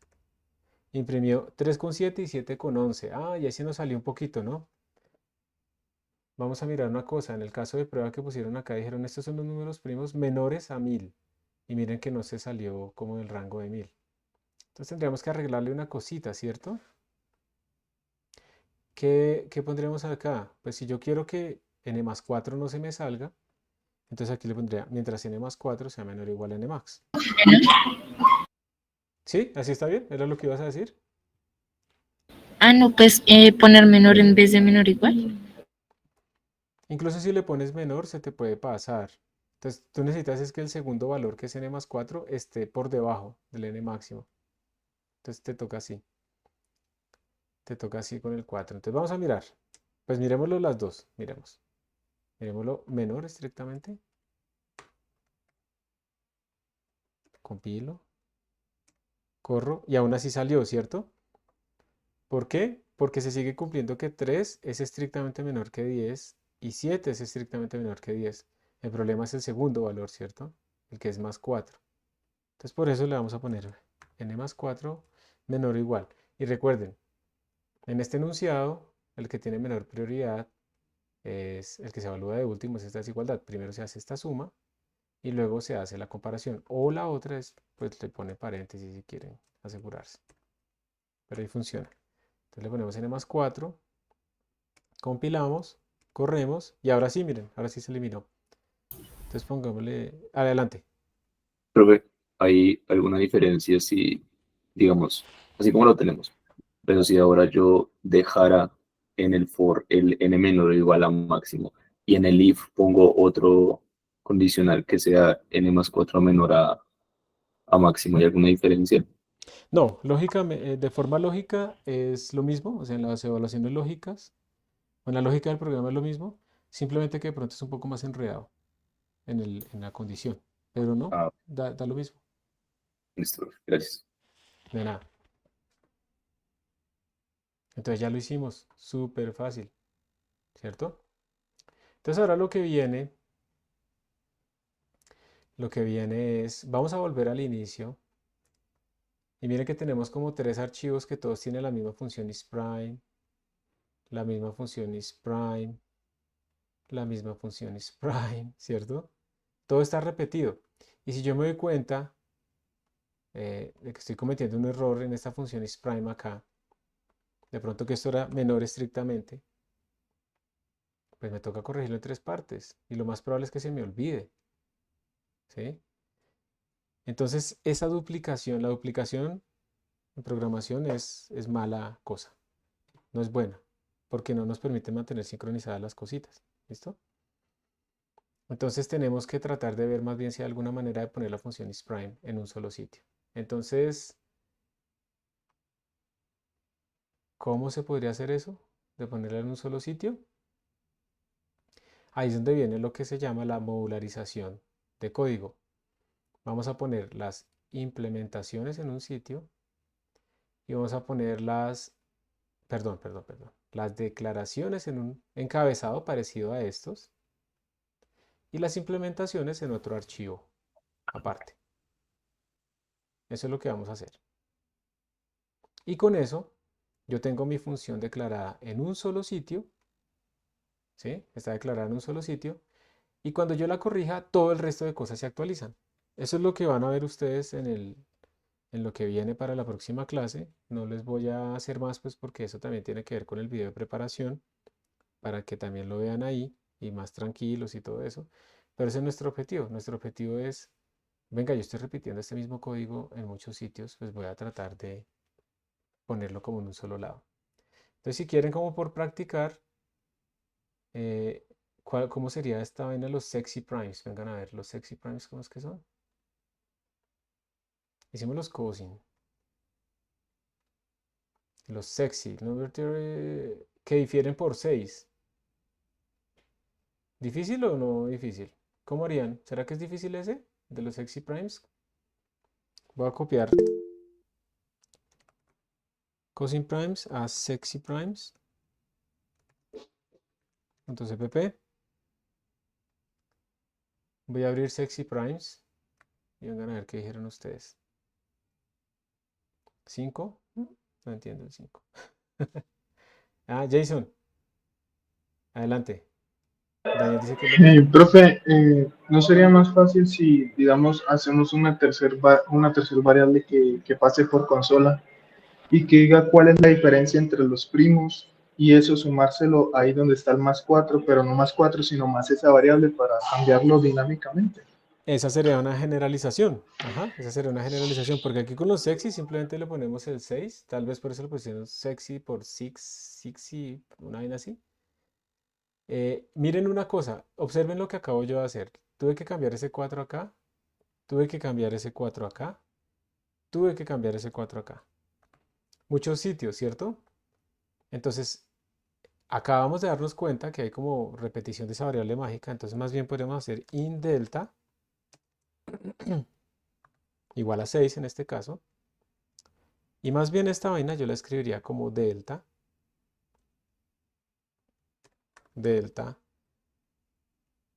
y delta. Esto es lo mismo. Pero es para mí más fácil. Después, no, que ahora se difieren por 2. Entonces le pongo aquí 2 y ya. ¿Qué difieren por 4? Le pongo 4. ¿Qué difieren por 7? Le pongo 7. Y en un solo sitio hago el cambio. O, como dice Jason, ya la termino convirtiendo en un parámetro de línea de comandos y ya me funciona para todo lo que quiera. Entonces también cuando ustedes vean así esas constantes mágicas por ahí repetidas, pueden simplemente ponerlas en una variable. Y con eso ya sabemos que es en dónde está ubicada y una corrección en un solo sitio se propaga por todo lado. De nuevo, evitar la repetición, como pueden verlo ahí. Entonces vamos a compilar. Miren todos los programas que hicimos a partir de uno solo. Y ahí están las tuplas. 11, 17, 13 y 19, ta, ta, ta, ta, ta. Y miremos a ver en el sexy prime, a ver si está en la lista. 5, 11, 7, 13. Aquí está menores que 500. Entonces, para que comparemos. Entonces, la vamos a poner aquí en la llamada menores que 500. Desde 2. Entonces 5, 11 y termina en 4, 6, 1 y 4, 6, 7. Vamos a ver. Ahí está. Pues, es una verificación muy maluquita, ¿no? Pero más o menos funciona para mirar bien. También hay unas reglas. Hay unas reglas también para verificar. Sí, miren, es por el Latin word for six, sex. Sex no es sexo, sino sex. Era 6 en latín. Bueno, que hay otras cosas. Esa gente es muy dura de poder demostrar todas estas venas. Esas son la tripleta más grande conocida en este momento. Obviamente no se puede hacer con int. Miren los exponentes. Aquí hablan también de constelaciones más grandes, los P más 6, P más 12, hasta P18. Bueno, aquí están las tripletas y hay un montón de resultados. Esta vaina es fascinante. Y uno cree que es como una vaina que no se aplica, pero la teoría de números tiene aplicaciones fundamentales en todo lo que utilizan ustedes actualmente, por ejemplo, la encriptación en sus computadores sin darse cuenta, para que no los roben los hackers. Entonces, ya hicimos todos los programas, ya terminamos este taller basándonos en una función fundamental. Luego podemos volver esto también una función, de hecho hagámoslo, como para parametrizar completamente lo de los números primos. Bueno, no, dejémoslo así. Pero entonces, en resumen, observen que todos nuestros códigos tienen como repeticiones de la misma función fundamental. Entonces, lo que queremos en la siguiente clase es eh, ¿poderlo qué? Poder ponerla en un solo lado de tal manera que si yo la arreglo, le hago algún cambio, eso se me propague a todos los demás cuando compile. Y no que me toque modificarla en 4 sitios diferentes. Esa es la clave fundamental de la modularización, ¿sí? Entonces ahora ustedes son los que van a hacer un ejercicio. Y ustedes van a hacer las tripletas. Que imprima las tripletas de números sexy. Yo ya hice las dupletas, los pares. Ahora ustedes van a hacer las tripletas. Es un cambio bastante corto. Entonces les voy a copiar el código ahí al chat. Para que no se paniquen ahí. Toca copiar eso. Vamos a ver hasta dónde copia. Sí, María Alejandra, eso es lo que hay que hacer. Llegó hasta una parte. N más delta. Llegó hasta acá.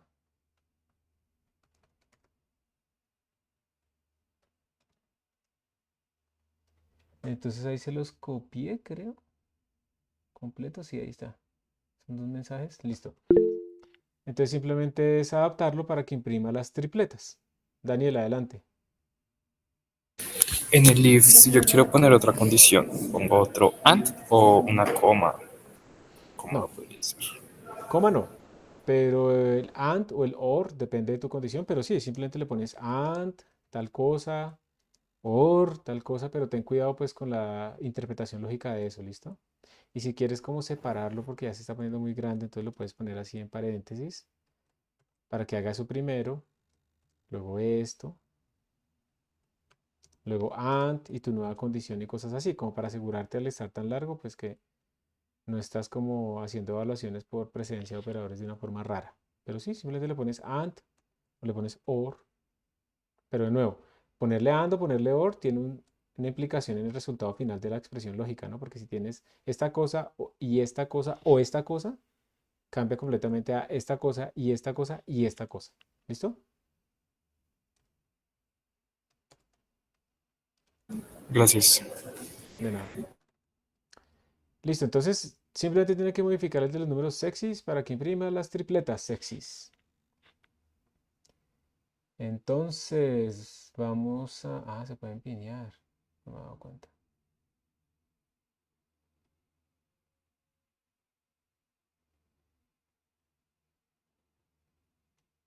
¿Dónde los pineó? Bueno, ni idea. En todo caso, vamos a abrir los breakout rooms. Vamos a hacer 5. Estos pobrecitos quedaron solos, entonces los vamos a meter allá. Listo, Por una pregunta, señor. para términos de estética, ¿cómo hago? Es que cuando yo hago el programa, las tripletas me salen como todas hacia abajo. Y quiero que me salgan hacia el ladito, o sea, una al lado de la otra. Entonces, ¿cómo le Mira, pongo el code ahí? es que mira que cuando yo imprimo acá, yo no le estoy poniendo el slash n, estoy poniendo un espacio. Y el slash n lo pongo solamente cuando ya salí del for. Ah, ok, listo, pues. Esa será mi recomendación. Listo, entonces vayan a hacer eso y vuelven en 15 minutos. Ya los mando entonces a los breakout rooms. Venga, si se quedó esto en 15 minutos. 15 minutos es mucho. Yo creo que en 10. Eso se puede hacer en un minuto, pero ahí va. Acepten la invitación, vayan a su breakout room y empiecen a trabajar.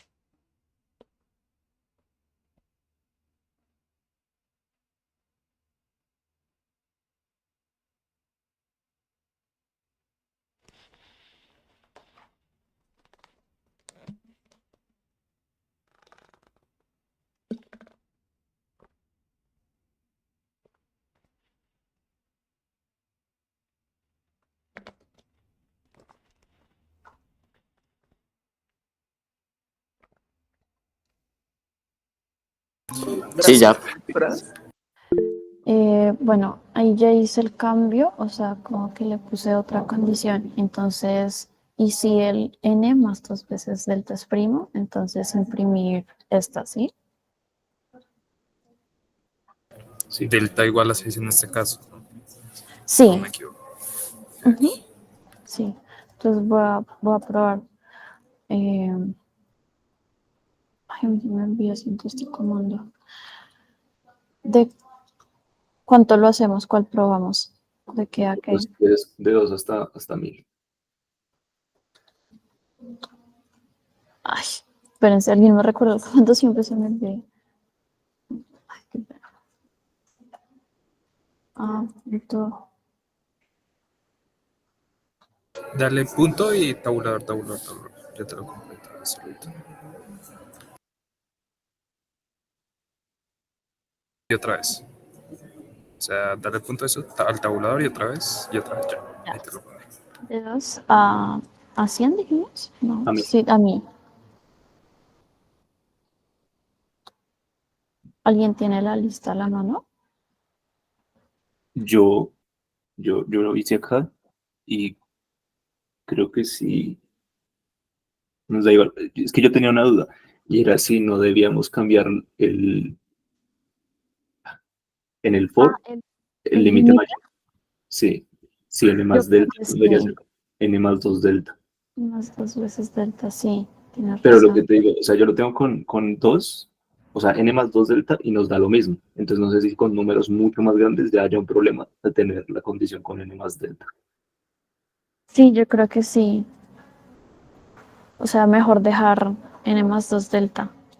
Yo creo, sí. Y creo que ya, ¿cierto?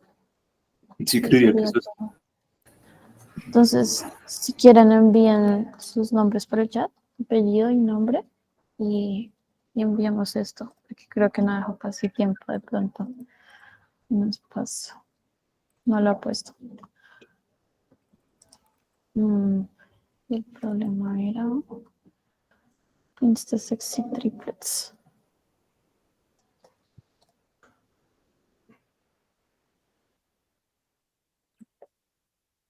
Entonces sí están bien las tripletas, ¿cierto? Sí, según yo, sí. Sí, yo también tengo las mismas. Listo. Entonces veo en el pantallazo.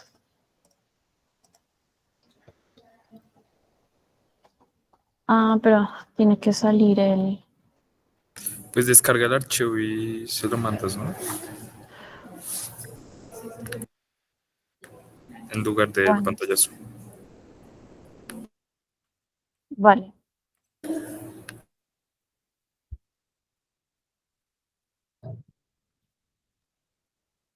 Pero si quieres, yo creo que pon nuestros nombres en el comentario, o sea, en como comentarios del programa. Pues me parece lo más visual.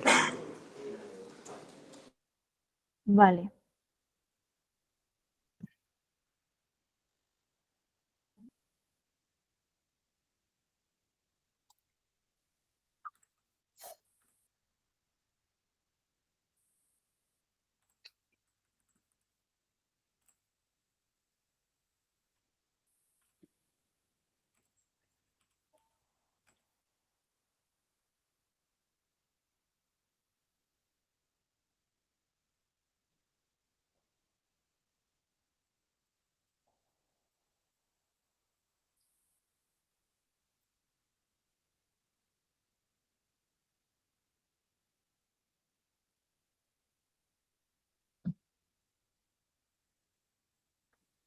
¿Ya subió la tarea?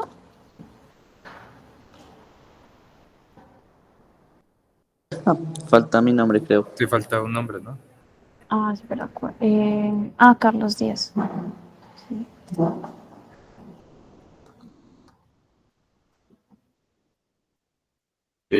No, creo que todavía no he hecho la tarea. Vale, pero sí se puede subir el código. Es que siempre pide como el pantallazo del código con lo que sale en la consola. Pero no sé. Sí, digamos, en nosotros dice entregar foto del programa. Entonces, No, Pues tranquilos. en Ahorita todo no caso se va a ambas, tener. tampoco sobra. Que, o sea, Tranquilos, que ahorita tampoco no nos se va a cuesta tener nada. que enviar eso. Ay, qué Ah, pena, ok. Carlos. Carlos, ¿puedes repetir que yo te interrumpí?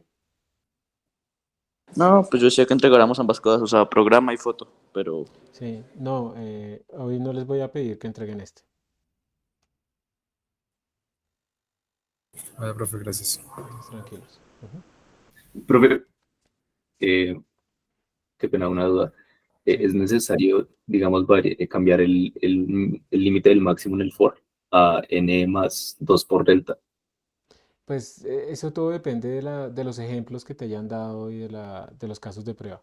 Si, por ejemplo, a ti te dicen que tiene que ser menor a 500 y tú, bueno, en este caso a 1000, y en los ejemplos de casos de prueba el único menor o igual a 1000 era el primero, entonces no. O era el segundo, entonces con el segundo. O era el tercero. Entonces depende de esos casos de prueba, esto también te indica, ¿listo?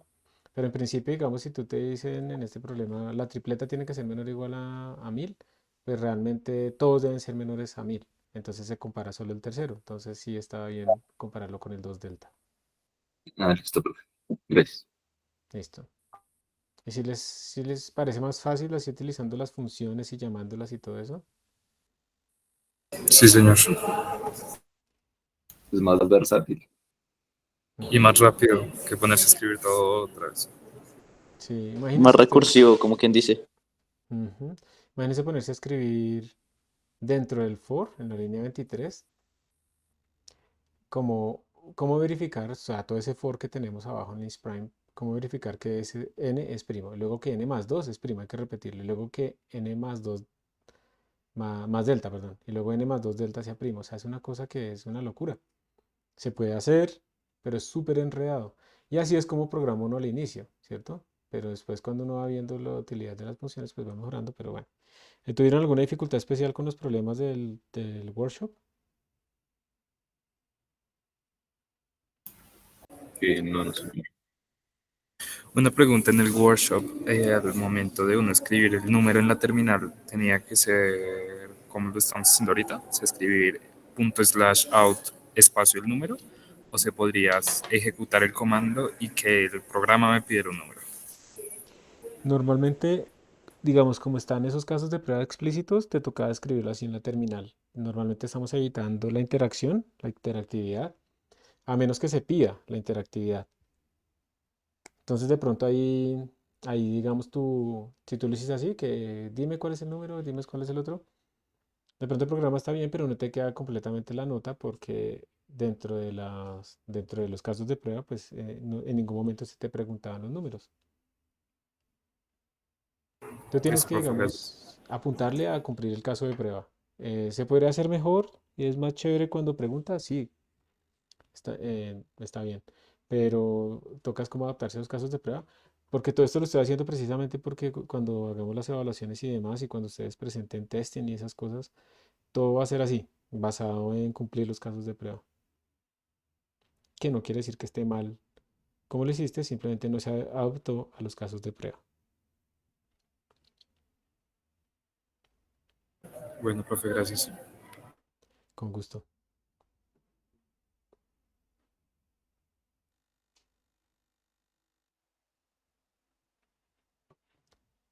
Listo, ahí queda un minutico para que descansen.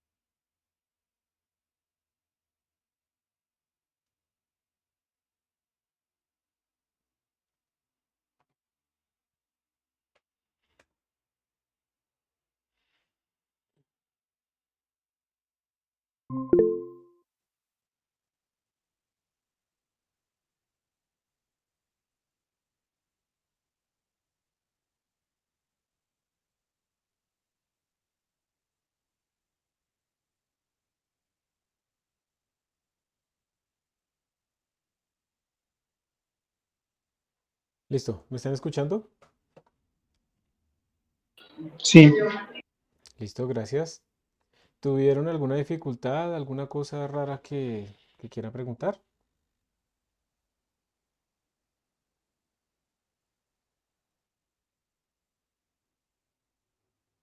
Listo. Entonces, miren tan chévere, no me había fijado esto, pero cuando uno pinea un mensaje, vuelve a aparecer, porque normalmente estos chats se borran, ¿no? O cuando uno entra tarde, uno no ve nada del chat. No, no había que subirlo, porque no, este no le puse tarea, no había que subir nada, entonces tranquilos por ese lado.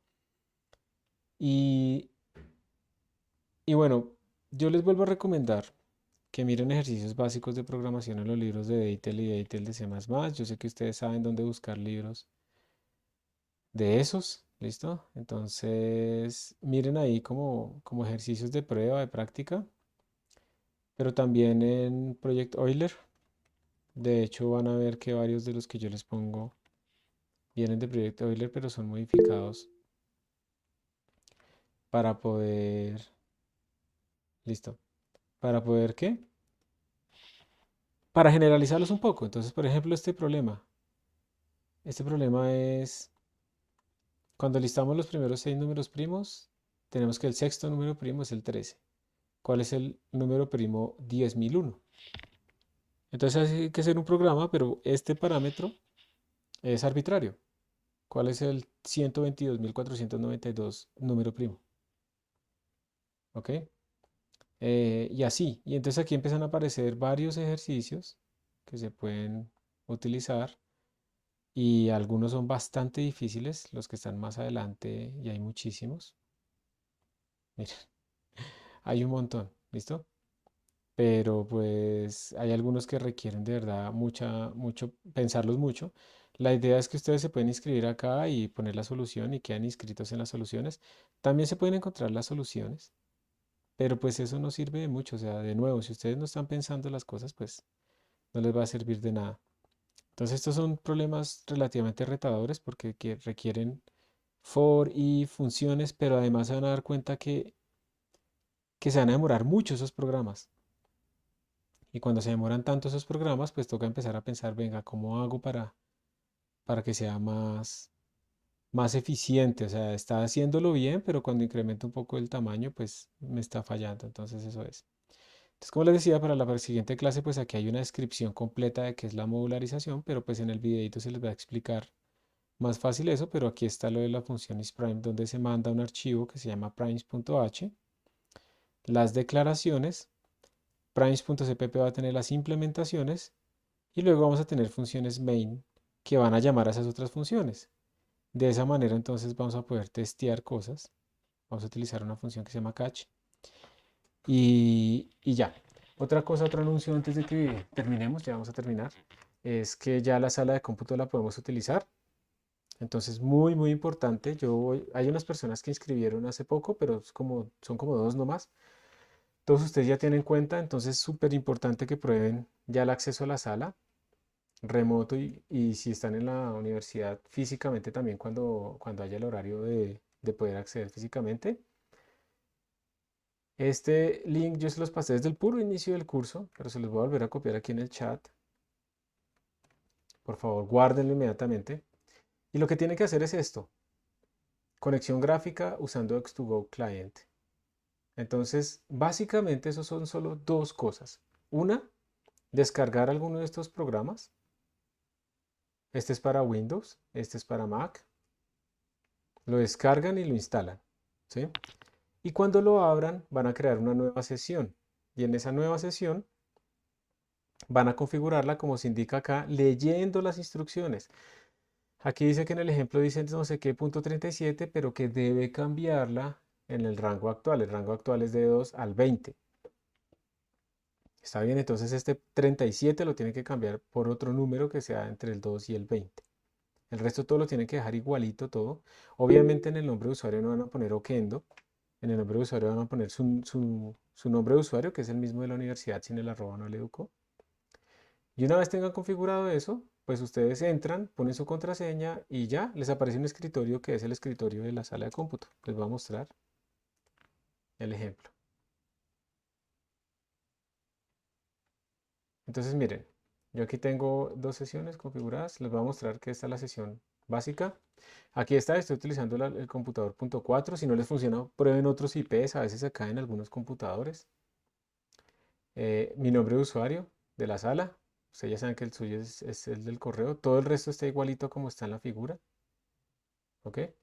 Y entonces, después que la tienen configurada, simplemente le dan clic en algún punto de esta zona. Tac, y él les pide la contraseña.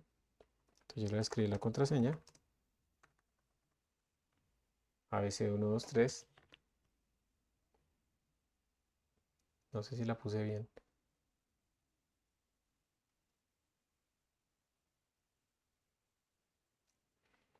Y de pronto la primera vez se les demora un poquito, pero no es demasiado. Les va a abrir una ventana como esta. Y en este momento, esto es un escritorio allá en la sala, internamente. Estamos metidos en la sala, en un computador, en el .4. Yo aquí abro una terminal. Miren que esto funciona bastante bien. ¿Sí? Puedo mirar aquí con HTOP lo que yo tengo en este computador. Aquí tengo 16 threads, tengo 16 GB de memoria RAM. Es un computador bastante bueno. Incluso yo puedo navegar acá, o sea, es como si estuviera sentado físicamente. Y si ustedes crean archivos acá, esos archivos les van a aparecer cuando estén allá sentados o en cualquier otro computador que se conecten de la sala, todo eso está compartido. Entonces ahí pueden explorar. Yo lo que les recomiendo es que traten de hacer programas acá de compilar, ¿sí? Aquí tiene VS Code también en Development. Aquí está Codium o está Visual Studio Code, ¿sí? O está Emacs, hay un montón de editores que pueden utilizar, cualquiera de todos estos. Entonces hagan un programita, compílenlo, aprendan a utilizar la sala porque es que ahí es donde van a presentar el examen. Y siempre, siempre pasa que uno les dice, métanse a la sala, métanse a la sala. Y ese día llegan, ay, yo nunca vine, ay, yo nunca entré, no sé qué hacer, dónde está. Nada, o sea, ese día si no han utilizado la sala, eso va a ser un problema muy grave para ustedes mismos. Adelante, Jason. Profe, ¿nosotros vamos a hacer el parcial virtual entrando a la sala o tendremos que venir hasta la sala? ¿Cómo es el Va a sistema? ser va a ser en la sala físicamente. Ok. ¿Listos? Entonces hagan eso. Profe, una ¿Sí? pregunta. ¿Quién más va a preguntar algo? ¿En qué caso vamos a usar esta conexión remota? Cuando ustedes quieran. Eso es cuando ustedes quieran. O sea, esa conexión remota ustedes la pueden utilizar 24/7 en cualquier momento que quieran trabajar ahí en la sala. Esto es una posibilidad cuando ustedes están en sus casas, quieren practicar algo, copiar ahí un archivo, lo que sea. Lo pueden usar cuando ustedes quieran. Esto es cuando ustedes quieran. Yo de vez en cuando en las clases lo voy a utilizar también. Ustedes también lo pueden hacer durante la clase o por fuera de la clase. Esto es un acceso a la sala de cómputo sin ningún problema, virtualmente sin ningún problema a cualquier hora. Eso no tiene ningún problema. Liana, eso es en el edificio 405-219. Entonces vas y nos das una visita por allá y te aseguras de dónde es, pues para que no te pierdas ese día, ¿listo?